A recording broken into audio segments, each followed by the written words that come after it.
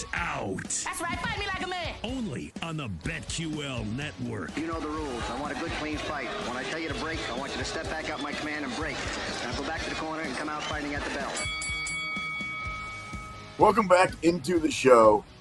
I'm going to fight you here in just a second, BT. That's Brendan Tobin. I'm the sports machine, Sean Levine. But before I do, I just want to make sure this is a fair fight. Did you make weight? Because one time Sean O'Malley did call you the fat guy on the left. Did you make weight for this particular fight? And if not, are you willing to cut that beautiful hair of yours? Because I'm bald. I can't.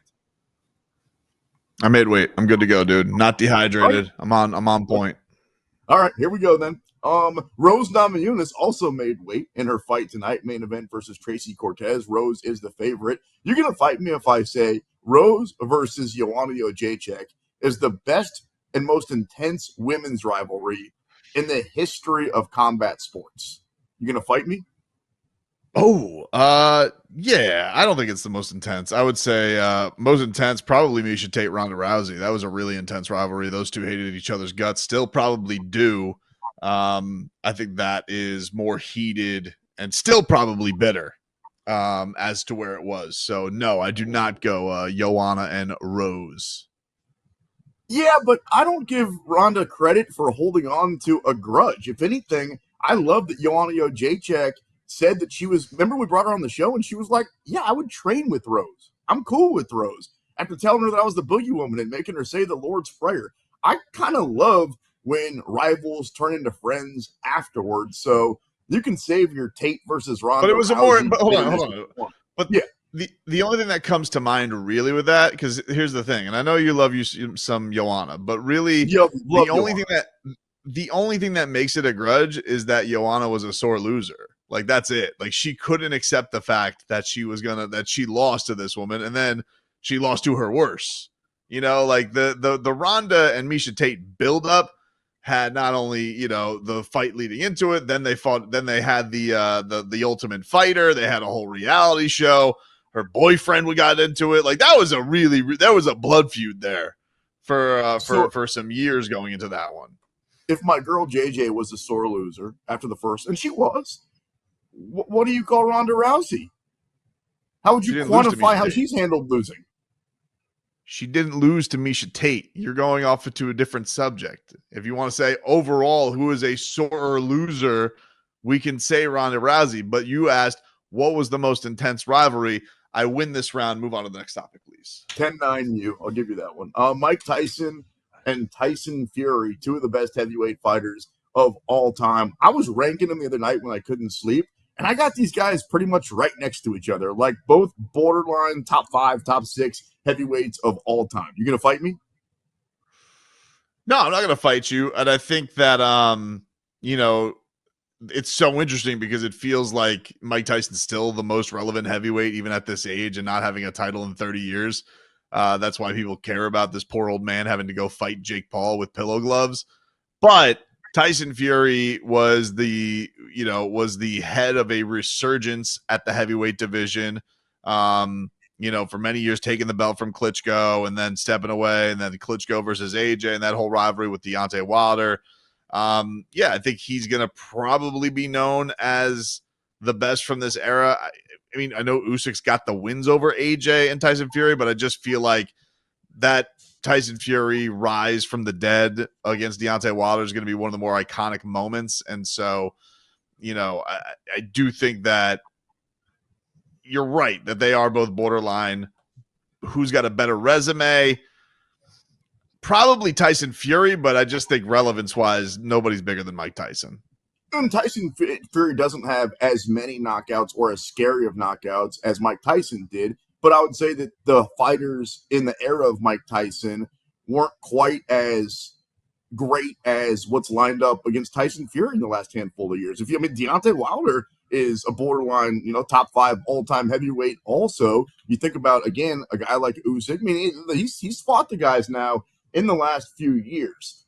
Brendan Tobin, Sports Machine, Sean Levine going toe-to-toe here on the BetQL network.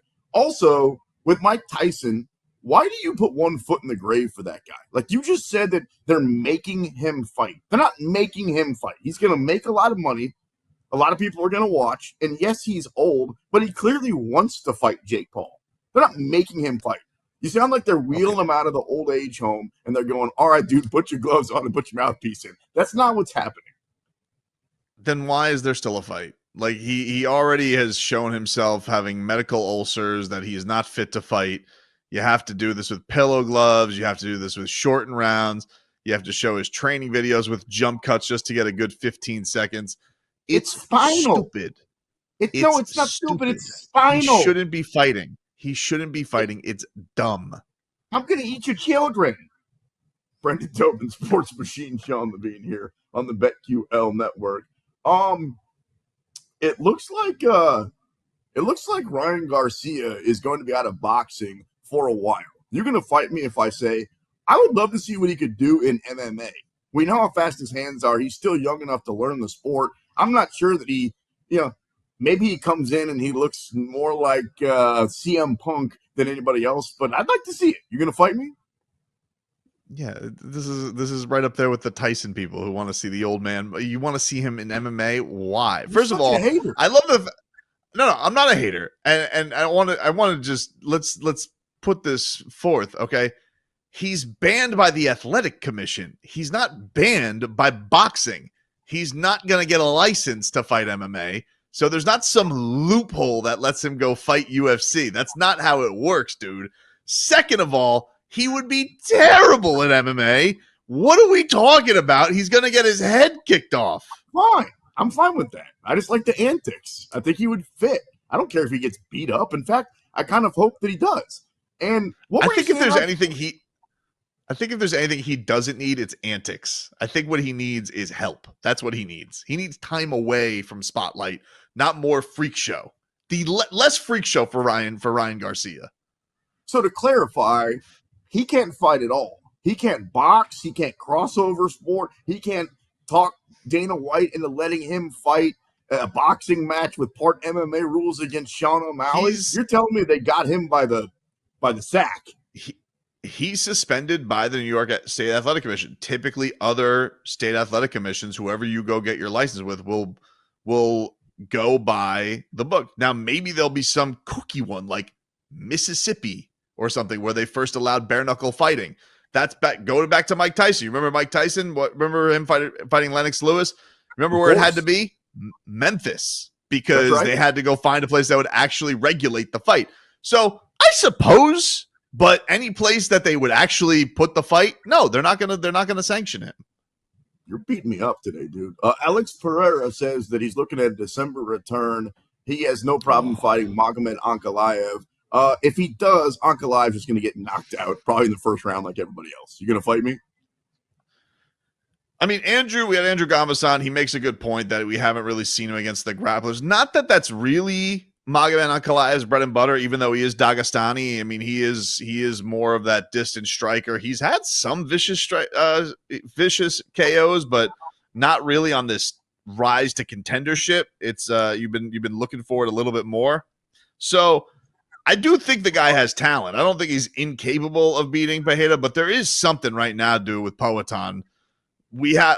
He's got that Tyson-like aura to him right now. He just does. And so I do feel like there's a little bit of who the hell can really beat this guy right now. It may take a John Jones.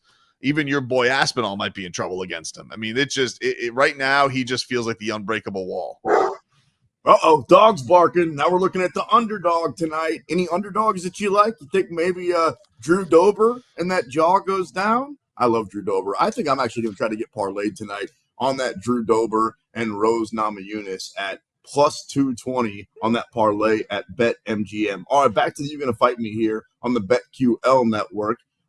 Producer Jake, again, the downer always, says that Conor McGregor's probably done in the UFC. I'm like 50-50 on it at this point. You're going to fight me if I say, if this is it for Conor and we never see him again, there was a lot of untapped potential that we never got a chance to see. Yeah, he was great and had a bunch of highlights, but it feels like there could have been so much more. This is it for Conor McGregor. You going to fight me? I'm not going to fight you on that. I think that is a fair assessment of him. I mean, like, look, I can't blame him for leaving the sport in his prime to go box Floyd Mayweather. It's a once in a lifetime thing, but you would have off that win over Eddie Alvarez, yeah, I would have liked to see what is Conor McGregor reigning over what was thought of as the best division. And really, I think the interesting thing there, Sean, is like, what would it have been if he never left and he was at the peak of his powers and Khabib, Tony would have figured their thing out, like of who the guy was there.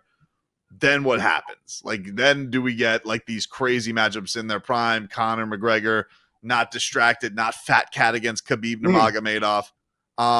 Yeah, so I definitely think there's some big what ifs there. Can't fault him, I guess. You get 100 milli from fighting Floyd Mayweather, changes your life forever. You're now on yachts, but I definitely agree with you. If he would have just stuck to MMA, we definitely could have been talking about not only he is an all-time great, he is an icon, but like also are we talking GSP? Are we talking Anderson Silva, or is it just by fame? So I definitely think there was some untapped potential there. And that's my point. I don't think most fight fans consider him to be a top 10 fighter. I know that you hold him in this weird ilk. You think that he's better than Jose Aldo because he beat Jose Aldo. We've argued that a million times. But yeah, if you talk about what a crazy take. Screw you. If you think about his total resume, though, again, compared to those GSPs and compared to even the Khabibs, as you mentioned, what a time we had, dude, like 6 or 7 years ago, where Khabib was undefeated in his prime. Conor was still Conor McGregor, and Tony Ferguson was still El Kakui. It was on the 14. Imagine what a loser I would say. Can I just say something? Imagine what a loser I would sound like today if I was a San Francisco fan. I'd be like, but we were the more complete team. Like, what are you talking about, dude?